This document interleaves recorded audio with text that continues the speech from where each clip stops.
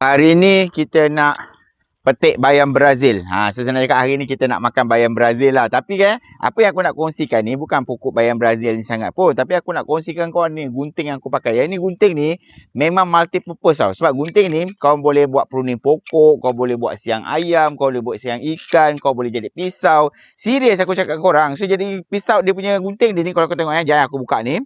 Kasih korang nampak baru kau faham boleh jadi pisau macam mana. So buka ni, dia boleh jadi pisau tau. Lepas tu dia punya mata dia ni, ini mata stainless steel. Dia memang tak berkarat. So aku dah gunakan gunting ni lama sangat-sangat dah. So memang aku sangat-sangat puas hati. So jadinya aku sangat-sangat nak recommend dengan korang semua sekali. So kalau korang nak cari gunting multi purpose, okay, pelbagai guna yang tahan lama, korang kena cuba try ambil gunting yang ini. Ni aku letakkan kat dalam beg kuning. Kalau korang nak gunting macam aku pakai ni, kau tengok dalam beg kuning. So memang aku sangat-sangat recommend lah. So hari ni aku nak cantas habis semua pokok-pokok bayam Brazil aku ni.